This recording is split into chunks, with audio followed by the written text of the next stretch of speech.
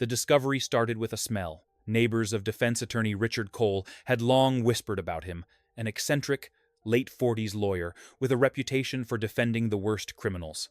He was the man who could get murderers acquitted, the one jurors hated to watch but feared to underestimate. Judges respected him. Prosecutors loathed him. His clients, rapists, hitmen, serial predators called him a savior. But on a humid summer night, when the stench of rot began seeping from the cracks of his expensive townhouse, everything changed. Police were first called by a delivery driver who swore something dead was in the alley behind the property. Officers knocked on Richard's door. He opened it calmly, dressed in a silk robe, holding a glass of wine. "Just old pipes," he said with a smirk.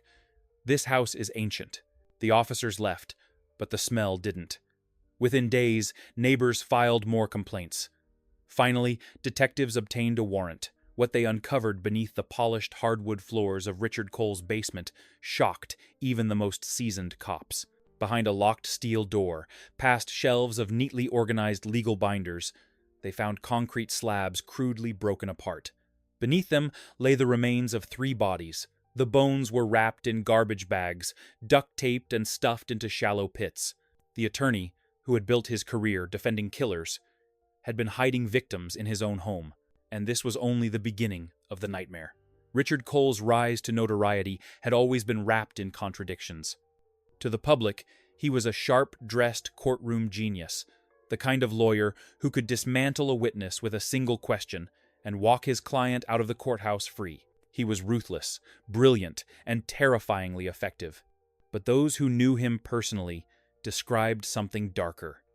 Former colleagues whispered about his obsession with violent crime, how he would spend hours studying old case files long after the trial was over.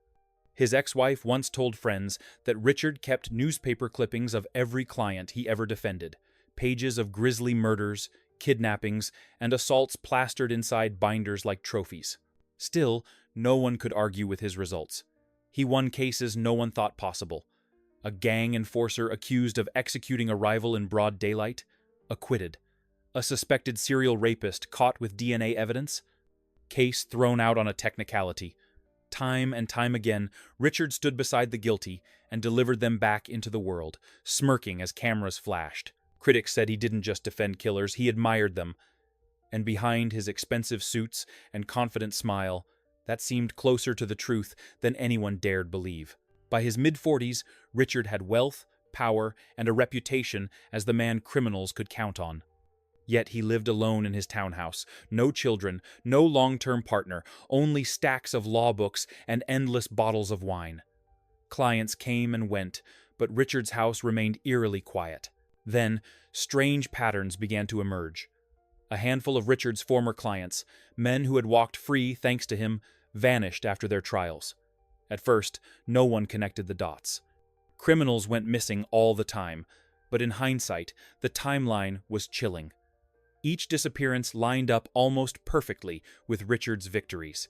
While reporters called him a devil's advocate, Richard seemed to lean into the reputation. At parties, he told morbid jokes about knowing too much about death.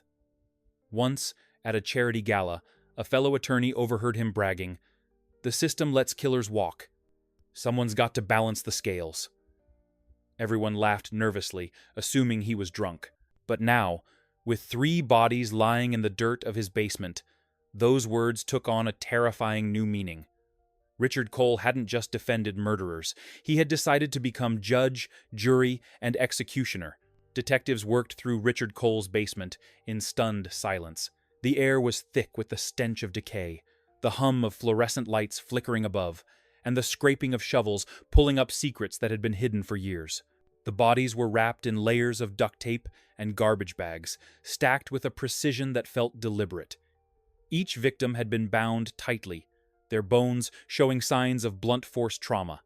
But what unsettled investigators most wasn't just the discovery itself, it was who the victims were.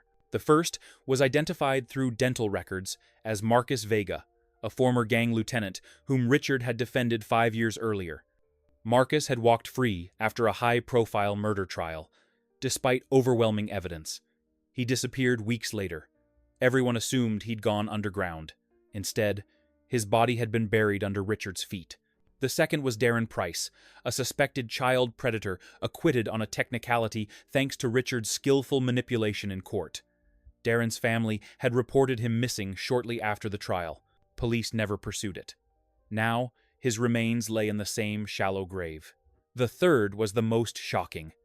It was a woman, Rachel Winters, a paralegal who had worked for Richard's firm. She had vanished 3 years earlier, and Richard himself had spoken publicly about her disappearance, calling it a tragedy. He'd even donated money to a search fund in her name.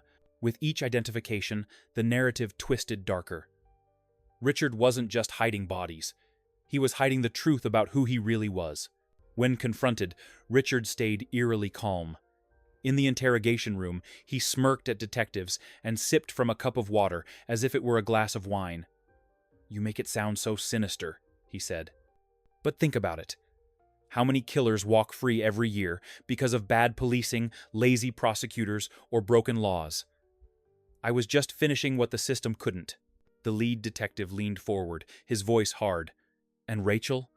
She wasn't a killer." For the first time, Richard's smile faltered. He looked away, tapping his fingers against the table. "She found out," he finally muttered. "She wasn't supposed to." That was when detectives realized the truth. Richard Cole hadn't simply snapped. He had built a system of his own. He defended killers in court, set them free, and then eliminated them himself, one by one, burying their bodies in his basement like twisted trophies. But Rachel Winters had uncovered his secret, and for that she paid the same price as the killers he claimed to punish. The trial of Richard Cole became one of the most sensational cases the city had ever seen. Reporters camped outside the courthouse. Headlines screamed "killer lawyer" and "bodies in the basement," and the public devoured every detail. The prosecution's case was overwhelming.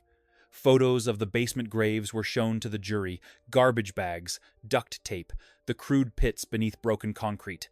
Forensic experts testified that the remains of Marcus Vega and Darren Price bore marks of restraints, consistent with captivity before death. Rachel Winters' skull showed fractures from blunt force trauma, suggesting she'd been silenced violently when she discovered his secret. Prosecutors painted a chilling picture. Richard Cole, celebrated defense attorney, used his position not only to free dangerous men, but to lure them into a trap. Once acquitted, they trusted him, owed him, even partied with him. Then he killed them, keeping their remains close like trophies of justice twisted beyond recognition. The defense argued Richard had snapped under the pressure of defending monsters, suggesting temporary insanity. They leaned heavily on his reputation as a man who drank too much, who worked long hours, who had grown disillusioned with the legal system. But the prosecution had something far stronger than speculation. Richard's own words. Detectives had recovered journals from his home office, neatly kept alongside his case files. In them, Richard wrote about his clients in cold, clinical detail. Next to Marcus Vega's name, he scrawled, "Acquitted, predator, justice incomplete, taken care of." For Darren Price, set free by law, caged by me. And beneath Rachel Winters' name, she knew. Too much risk. Necessary. The courtroom gasped as these pages were read aloud. The journals revealed not a man spiraling into madness, but a meticulous planner, someone who saw himself as executioner in the shadows of justice. And Richard himself didn't help his case. When asked if he felt remorse, he leaned forward, smirked, and said, "Remorse? I gave closure. The families of their victims should be thanking me. I did what your system is too weak to do." His words sent a shiver through the courtroom. One juror reportedly covered her mouth, whispering, "He really believes it." But the most shocking revelation came when prosecutors hinted at more victims. Using ground-penetrating radar, investigators found disturbed soil beneath another section of Richard's property. Though they hadn't yet confirmed identities, they suspected Marcus, Darren, and Rachel weren't the only ones entombed beneath his house. The city now had to confront the terrifying possibility. The man who had defended killers for decades hadn't just kept their secrets, he had added to their body count. And the question that hung in the air was simple but devastating. How many more bodies lay hidden under Richard Cole's floor? The fifth week of the trial was when the horror deepened. Investigators returned to Richard Cole's property with new warrants, determined to search every inch. What they uncovered turned the case from chilling to nightmarish. In a locked storage room off the basement, hidden behind rows of dusty law books, police found a collection of evidence boxes. Inside were trophies: watches, wallets, photographs, personal items belonging to men Richard had once defended. Each was labeled with a client's name and trial date, as if catalogued in his private museum of vengeance. And then came the most damning discovery. Beneath a second layer of concrete, cadaver dogs alerted again. Crews jackhammered through the floor until they hit the smell that had haunted the neighborhood for months. More remains. 2 additional bodies, both male, both later identified as Richard's clients who had vanished years earlier after walking free. In total, investigators believed Richard had killed at least 6 people, maybe more. Each one a criminal he had defended in court, each one lulled into trusting the lawyer who had saved them, and each one ended up in shallow graves beneath his feet. The courtroom was transfixed. Prosecutors now argued Richard wasn't just a lawyer turned vigilante. He was a full-blown serial killer, hiding behind the veneer of justice. He didn't defend the law, the prosecutor thundered. He exploited it. He played God. And he buried his sins in the very ground he walked on every day. Family members of Richard's victims packed the gallery. Some wept, others shouted at him, calling him a monster. One mother screamed, "You were supposed to defend him, not kill him," before being escorted out. Richard, however, never flinched. He leaned back in his chair, his face calm, even smug. When asked about the new bodies, he smirked and said, "The system breeds monsters. I just culled the herd." The defense tried desperately to argue mental instability, but every new revelation proved Richard wasn't insane. He was calculated, organized, and fully aware of what he was doing. His journals showed timelines, methods, even chilling self-reflection. One entry read, "The courtroom absolves them, but I deliver the true verdict, guilty." The evidence was crushing.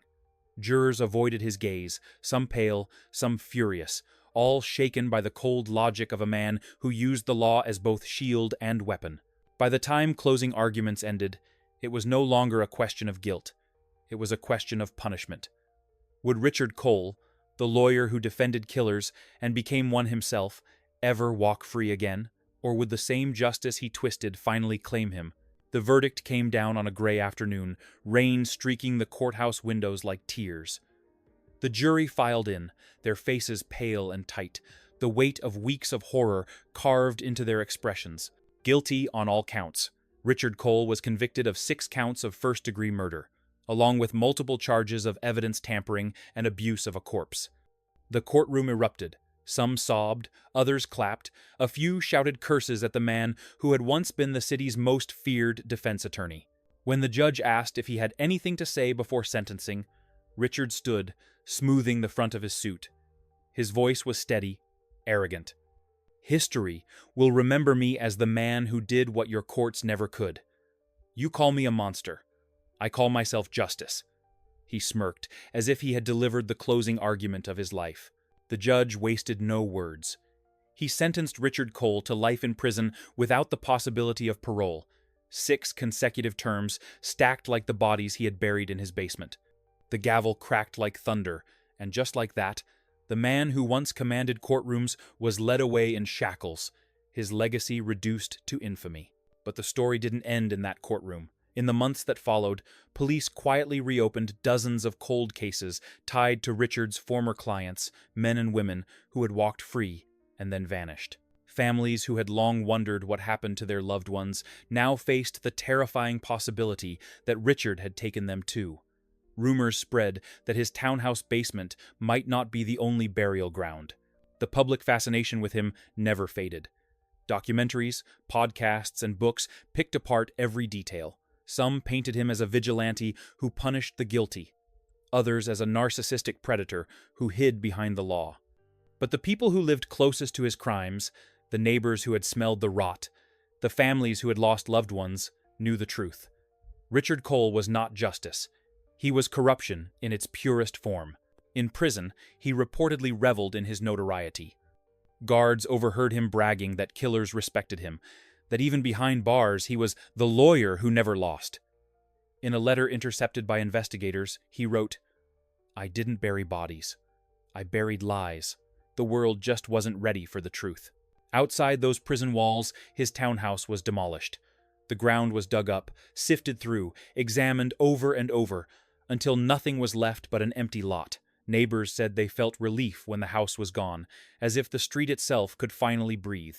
But for the families of his victims, there was no relief, only scars. Their loved ones had been defended by Richard in life, destroyed by him in death, and buried under his floor like evidence he thought no one would ever find.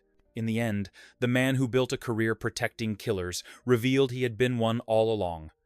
And though he lived to boast in prison, his name became a curse. In the city he once ruled, a reminder that sometimes the greatest evil wears a suit, smiles in court, and calls itself justice.